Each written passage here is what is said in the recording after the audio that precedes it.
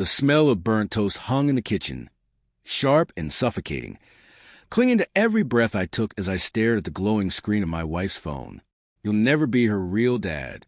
Stop pretending. The words burned into me, every letter slicing through 10 years of what I thought was unshakable love.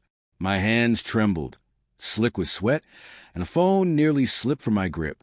10 years of marriage, a decade of morning coffee, shared dreams, whispered promises in the dark. And in a single moment, it all felt fragile, like glass already cracking beneath the weight of betrayal. My chest ached as I thought of Lily, my little girl, the child I'd rocked to sleep, carried on my shoulders through playgrounds, read stories to every night since she was 2. My daughter, or at least the one I believed was mine.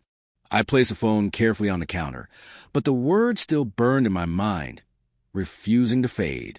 The house was silent, except for the low hum of the refrigerator and the faint chirp of crickets outside. From upstairs, I could hear Sarah's soft voice through the baby monitor, calm, gentle, the same voice that used to bring me peace. Now it only brought questions. Was this a mistake? Some sick prank? But the name attached to the message made denial impossible. Mark, her old boyfriend, the one she swore she'd cut out of her life forever. I remembered last month's dinner party. How Mark had shown up uninvited, standing by the drink table, watching Sarah with that smug, familiar look. I brushed it off then, told myself it was just nostalgia. But now, every late-night text, every time she turned her phone face down, every cold silence after an argument, all of it came crashing back with new meaning.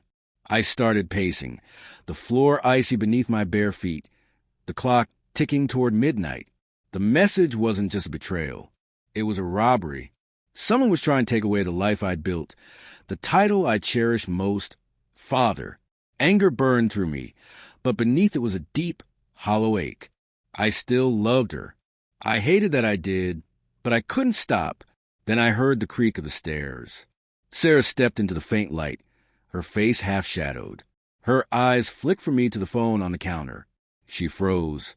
"Why are you going to my phone?" she asked quietly, but her tone was sharp, defensive, not confused.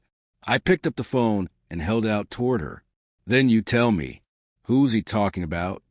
My voice came out rough, trembling. "Who's her, Sarah?" "Lily." Her lips parted, but no words came. She looked at the fridge instead, where Lily's drawings hung, 3 smiling stick figures beneath a crooked sun. "It's complicated," she whispered. That word cut deeper than any confession could. Complicated. "Start explaining," I said, my voice shaking with anger I could barely control. She hesitated, then gestured toward the table. I didn't sit. "Mark reached out a few months ago." She began slowly. "He was going through a rough time. I just wanted to help him." "Help him." I spat. "He's calling me a fake father, and you're telling me you were just helping him?" Her eyes shone with tears. "He's lying. Lily's yours. You've loved her, raised her. He's just trying to hurt us." Her words sounded like something I needed to believe, but doubt gnawed at me. If she had nothing to hide, why lie? Why lock her phone? Why keep his name a secret? Then why meet him? Why hide it? I demanded. She lowered her gaze. "It was a mistake," she murmured. "After we argued, I met him for coffee. That's all. I swear." My laugh came out hollow. "You expect me to believe that?" The air between us grew heavy. She tried to reach for me, but I stepped back. Then the phone buzzed again, loud, sharp, final. I grabbed it before she could. "You can't keep lying to him. Tell him the truth about us." The world seemed to tilt. My pulse roared in my ears. The truth about us. Not just coffee. Not just nostalgia. Something real. Something deeper. "How long?" I whispered. Her face crumpled. She didn't answer. Her silence said enough. My throat tightened as I looked toward the stairs. Toward Lily's room. The child I had kissed goodnight every day of her life.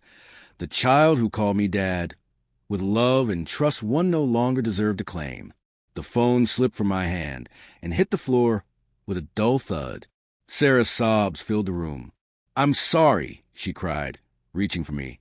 But I couldn't move. The woman standing before me was no longer the one I'd built a life with. The truth had carved a canyon between us that nothing could fill. And somewhere upstairs, Lily slept, my daughter in every way that mattered, except the one that now tore me apart.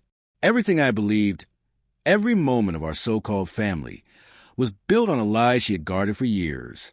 A decade of deception disguised as love, and I was left staring at the ruins of a life that had never truly belonged to me.